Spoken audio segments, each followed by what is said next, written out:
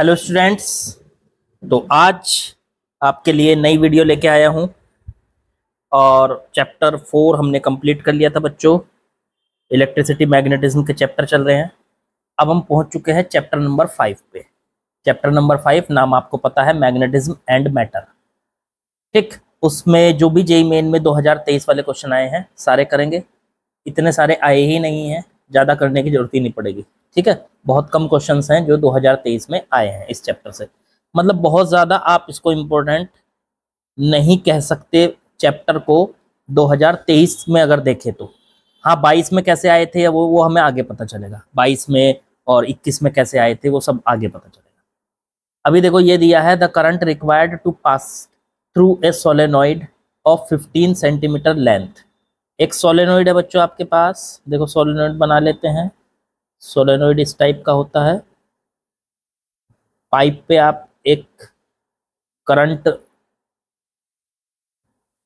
जो वायर है उनको लपेट दो, बन गया सोलेनॉइड, और उसमें करंट भेज दो। ठीक है, तो अब देखो ये सोलेनॉइड बन चुका है, ये रहा, और इसमें करंट हमने इधर से भेज दिया। इस तरह से करंट घूम घूम के वापस इधर से आ जाएगा। ठीक है बच्चों, अब इन्होंने दिया क्या कि इस सोलेनॉइड की जो लेंथ है वो 15 सेंटीमीटर है, सोलेनॉइड की लेंथ, और 60 इसमें नंबर ऑफ टर्न्स है। टोटल नंबर ऑफ टर्न्स हो गए 60। चलो, अब इसमें बोला क्या है? इसमें बोला है in order to demagnetise a bar magnet of magnetic intensity. एक बार मैग्नेट है हमारे पास, एक बार मैग्नेट है। उस बार मैग्नेट की मैग्नेटिक इंटेंसिटी आपको दे रखी है। मतलब उस मैग्नेट को, बार मैग्नेट को डीमैग्नेटाइज करना है। मतलब अगर इस बार मैग्नेट को हम सोलेनॉइड के अंदर रख दें, ठीक है, रिवर्स डायरेक्शन में रख दें, तो वो डीमैग्नेटाइज हो जाएगी। तो वहां पे मैग्नेटिक इंटेंसिटी उस बार मैग्नेट की जो दी हुई है, मैग्नेटिक इंटेंसिटी होती है H, 2.4 into 10⁻³ ampere per metre. ठीक है, अब ये बार मैग्नेट है, आपको उठा के इसको इस सोलेनॉइड के अंदर रखना है, रिवर्स डायरेक्शन में रखना है, जिससे ये डीमैग्नेटाइज हो जाए, इसकी मैग्नेटिक प्रॉपर्टीज खत्म हो जाए, मैग्नेटिक प्रॉपर्टीज इसकी बच्चों खत्म हो जाए। ठीक है, तो आपको ये काम करना है। तो एक बात बताओ, इसके अंदर मैग्नेटिक फील्ड होगा कि नहीं होगा सोलेनॉइड के? तो सोलेनॉइड के अंदर जो मैग्नेटिक फील्ड होगा वो कितना होगा? तो मैग्नेटिक फील्ड अंदर का होता है सर B बराबर μ0 Ni। ठीक है, ये मैग्नेटिक फील्ड होता है। अब ये मैग्नेटिक फील्ड होगा इस सोलेनॉइड के अंदर।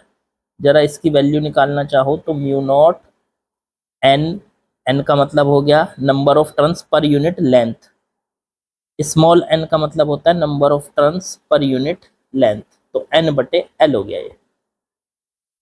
ठीक है बच्चों, अब नंबर ऑफ टर्न्स कितने दे रखे? 60, और लेंथ कितनी दे रखी? 15 सेंटीमीटर। सेंटीमीटर को मीटर में बदलने के लिए 10⁻⁻² से मल्टीप्लाई कर लो। ये बदल गया तो ये ऊपर चला जाएगा, 6000 हो गया ऊपर जाके, और बटे 15 इससे काटेंगे तो ये 400 आ जाएगा। n की वैल्यू आ गई बच्चों 400। तो ये रख दो यहाँ 400 इंटू करंट। करंट हमें निकालना है। ये क्या आ गया? ये मैग्नेट के अंदर का मैग्नेटिक फील्ड आ गया बच्चों। नहीं सॉरी, इसके सोलेनॉइड के अंदर का मैग्नेटिक फील्ड। अब इस फील्ड का यूज करके आपको इसको डीमैग्नेटाइज करना है। मतलब इस मैग्नेट को उठा के सोलेनॉइड के अंदर रखना है।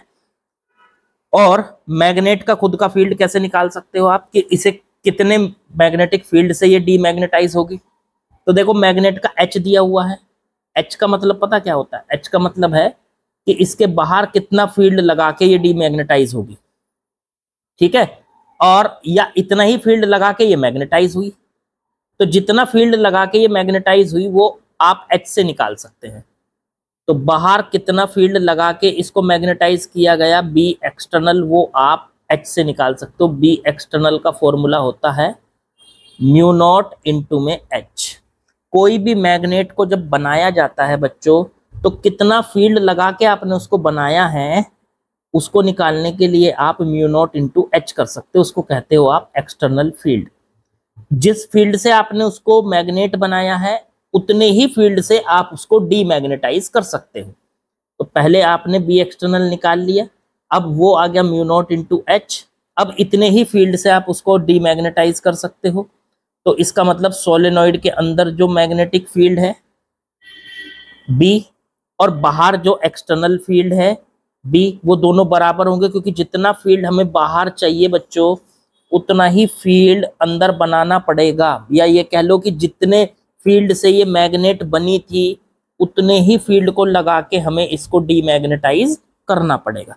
तो डीमैग्नेटाइज करने के लिए बी एक्सटर्नल की वैल्यू बी के बराबर होगी। ये है सोलेनॉइड के अंदर का फील्ड बच्चों, और ये जितना फील्ड लगा के ये मैग्नेटाइज हुई थी। चलो अब इसको उठा के बी एक्सटर्नल को यहाँ रख दो, तो वो आ जाएगा म्यू नॉट इंटू में एच, थोड़ा सा नीचे कर लेते हैं बी एक्सटर्नल की वैल्यू, और इधर म्यू नॉट इंटू 400 आई। अब म्यू नॉट से म्यू नॉट कट गया बच्चों, 400 आई को निकालने के लिए एच बटे में 400 कर दो, एच की वैल्यू रख दो क्या थी, तो 2.4 इंटू 10 की पावर 3 दे रखी थी, देखो ये लिख रखी मैंने यहाँ, और बटे में 400 बच्चों, 2 0 से ये कट गया, ऊपर रह गया 10, ऊपर रह गया 24 बटे में 4, इससे काटेंगे तो 6 एम्पियर का करंट हमें सोलेनॉइड में भेजना पड़ेगा, जिससे उतना फील्ड पैदा होगा जितना फील्ड इसके लिए डीमैग्नेटाइज करने के लिए जरूरी है। ये याद रखो, कोई भी मैग्नेट जब बनती है उसे कहते हैं मैग्नेटाइज करना, और जब उसकी मैग्नेटिक प्रॉपर्टी को खत्म किया जाता है उसे कहते हैं डीमैग्नेटाइज करना। तो डीमैग्नेटाइज भी उतने ही फील्ड से होगी जितने फील्ड से वो बनी थी। तो उस फील्ड को आप कैसे निकाल सकते हैं, ये याद रखो, कोई भी मैग्नेट जब होती है तो बाहर का field mu naught into H से निकाला जा सकता है, और उसके अंदर पैदा हुआ फील्ड म्यू नॉट इंटू आई से निकाला जा सकता है। ये आप लोगों ने पढ़ा होगा, ठीक है। चलो ये देखो 6 आंसर हो गया इसका, यहाँ 6 एम्पियर, और ये दिया भी है। आगे बढ़ते हैं बच्चों। चलिए बच्चों नेक्स्ट क्वेश्चन पे आते हैं, क्वेश्चन नंबर 2। ये दिया है given below 2 statements, one is labelled as assertion and other is labelled as reason. देखो एक बात बताएं आपको, असर्शन रीजन करने का एक ही तरीका है। सबसे पहले स्टेप होता है असर्शन को देखो ट्रू है या नहीं। तो देखो ये है असर्शन, ठीक है, पहले इसे पता करो ये ट्रू है कि नहीं। तो इन्होंने दिया है electromagnets are made of soft iron. जो इलेक्ट्रोमैग्नेट बनाए जाते हैं वो सॉफ्ट आयरन से बनाए जाते हैं। तो मैं आपको बता दूं, अगर आपने इलेक्ट्रोमैग्नेट्स पढ़े हैं, इलेक्ट्रोमैग्नेट्स अगर आपने इलेक्ट्रोमैग्नेट्स पढ़े हैं तो इलेक्ट्रोमैग्नेट्स जो है बच्चों वो सॉफ्ट आयरन से ही बनते हैं, ठीक है। अभी बताते हैं आपको क्यों। तो इलेक्ट्रोमैग्नेट्स के लिए एक्चुअली में हमें एक ऐसे मटेरियल की नीड होती है जो मटेरियल ना हाई इनिशियल परमिबिलिटी हो, जिनकी मतलब परमिबिलिटी उनकी हाई होनी चाहिए। इलेक्ट्रोमैग्नेट बनाने की ये कंडीशन है, लिख लो इसको, इलेक्ट्रोमैग्नेट्स के लिए हाई परमिबिलिटी होनी चाहिए। परमिबिलिटी मतलब परमिबिलिटी उसकी हाई होनी चाहिए, इनिशियल परमिबिलिटी, फिर तो बाद में बदल जाए वो अलग है। हाई परमिबिलिटी होनी चाहिए और लो हिस्टेरिसिस लॉस होना चाहिए। लो हिस्टेरिसिस, एक मिनट,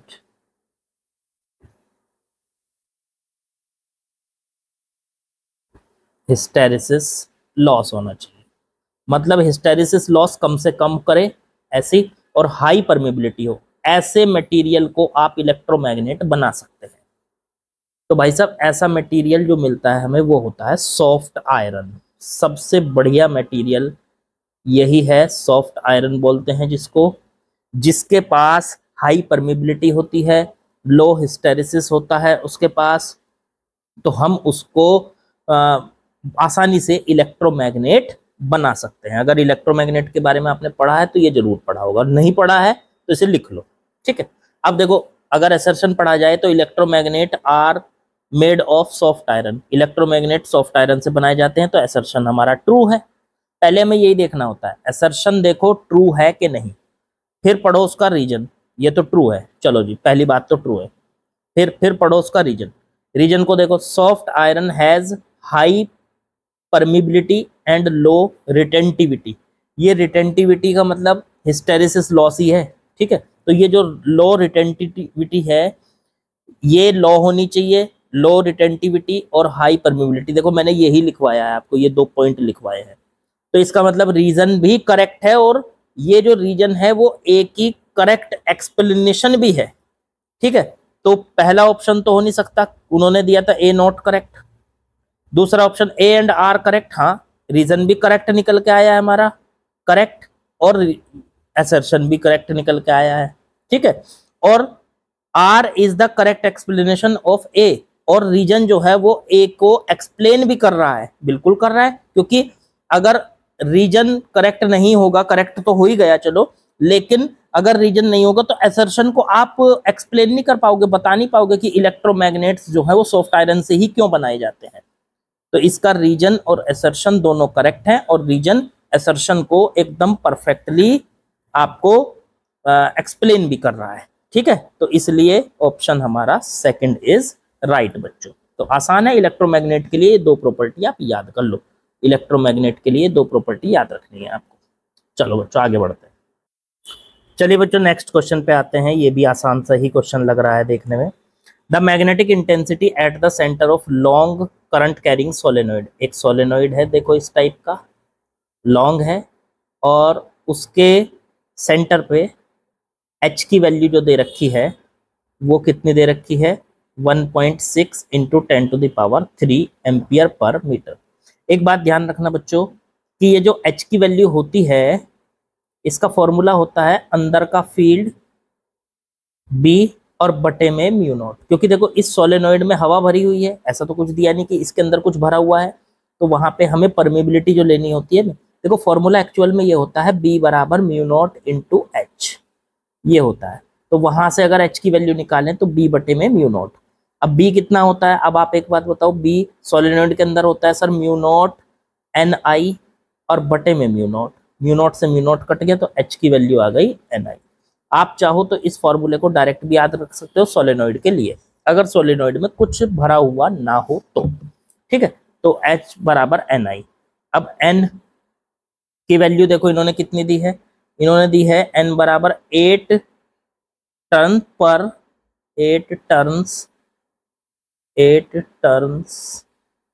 पर सेंटीमीटर।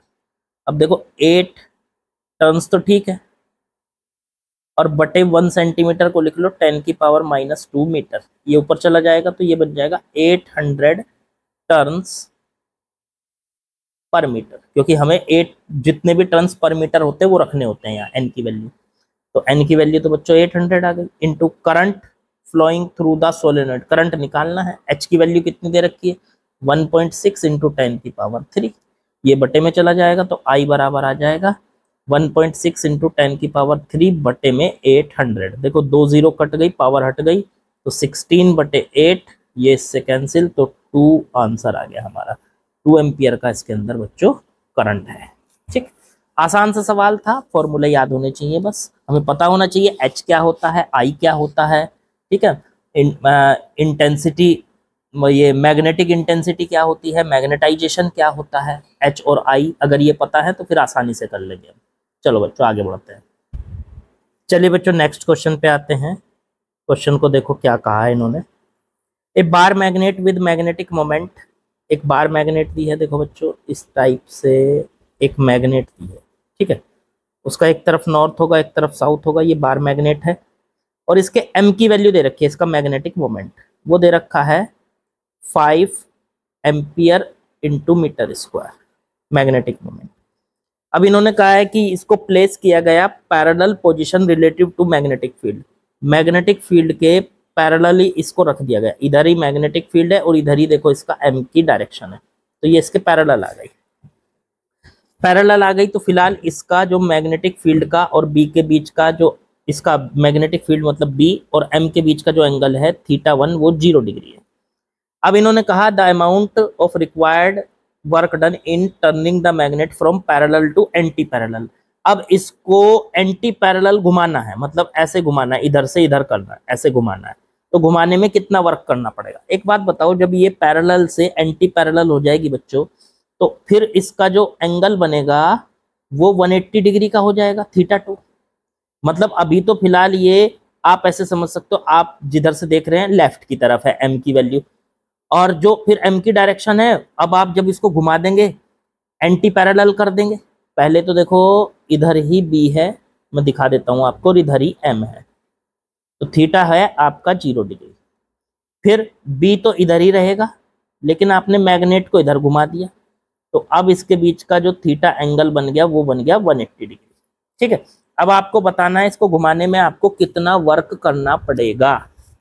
तो भाई साहब बड़ा आसान सा सवाल है, क्योंकि वर्क का फॉर्मूला हमें पता है, वो होता है mb cos θ1 माइनस cos θ2। अगर किसी मैग्नेटिक डाइपोल को θ1 से θ2 में घुमाएंगे तो उसका फॉर्मूला यही होता है, हमें कितना वर्क करना पड़ेगा उसका फॉर्मूला। अब m है हमारे पास 5, b है हमारे पास 0.4, cos θ1 शुरू वाला एंगल 0 डिग्री, cos θ2 बाद वाला एंगल 180 डिग्री। ये आ जाएगा, इसकी मल्टीप्लाई करेंगे, 5 इंटू 0.4 2 हो गया, cos 0 की वैल्यू 1, cos 180 की वैल्यू -1, तो ये आ गया 2, 1 माइनस माइनस +1, तो ये 2 इंटू 2 4 जूल का आंसर बच्चों आ गया। 4 जूल, देखने में 4 जूल सन लग रहा है, ये लो अब लिख देता हूँ 4 जूल, ये हमारा आंसर आ गया। देखो ऑप्शन 1 हमारा करेक्ट है। बहुत ही आसान, अब तक जितने सवाल किए हैं इस चैप्टर के बड़े आसान है यार। ठीक है, चलो आगे बढ़ते हैं। चलिए बच्चों नेक्स्ट क्वेश्चन पे आते हैं। नेक्स्ट क्वेश्चन में क्या कहा गया है, क्वेश्चन नंबर 5 में, ए solenoid of 1200 turns is bound uniformly in a single layer on glass tube. एक ग्लास ट्यूब है, उस पे सिंगल लेयर में वायर्स को लपेटा गया है। अब इस ग्लास ट्यूब की लेंथ 2 मीटर है, सोलेनॉइड की लेंथ है, और टोटल इसमें टर्न्स जो हैं वो 1200 टर्न्स है, 1200 टर्न्स है। एन की वैल्यू निकाल लो पहले, स्मॉल एन की। स्मॉल एन होता है नंबर ऑफ टर्न्स बटे लेंथ, पर यूनिट लेंथ में कितने टर्न, तो 1200 टर्न्स 2 मीटर में, तो 1 मीटर में कितने होंगे, बटे 2 कर दो, तो 600 टर्न्स पर मीटर आ गया, पर मीटर। ये एन की वैल्यू है बच्चों, एन की वैल्यू। ठीक है, अब यहां से क्या करना है, ये एन की वैल्यू आ गई आपके पास। The magnetic intensity at the centre of solenoid, 2 metre इसका डायामीटर भी दिया हुआ है, 0.2 मीटर। अच्छा, the magnetic intensity of solenoid, magnetic intensity जानते हैं ना आप क्या होता है, एच। इसे कौन नहीं जानता सर।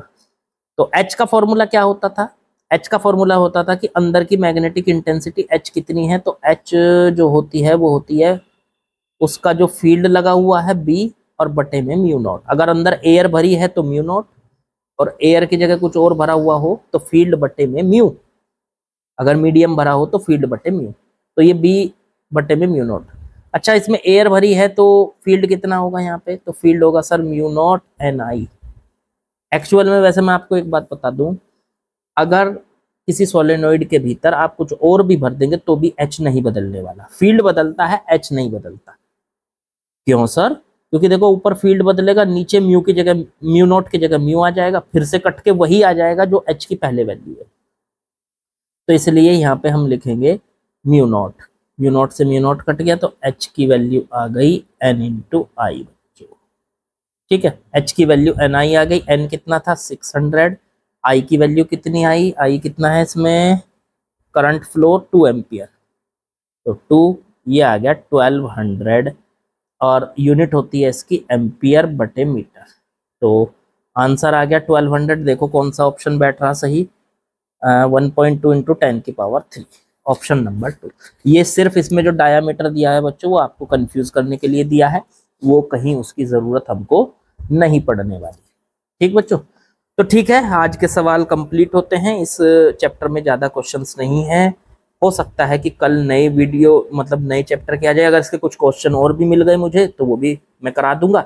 2023 में जितने आए हैं वो सारे कराऊंगा, उसकी टेंशन मतलब एक भी बचेगा तो वो कल कराऊंगा, ठीक है। और अगर नहीं बचे होंगे तो बस इसको यहीं पे खत्म करेंगे। मुश्किल तो ये कुछ थे ही नहीं ज्यादा, 20 मिनट में आज वीडियो बन गई सारी, ठीक है।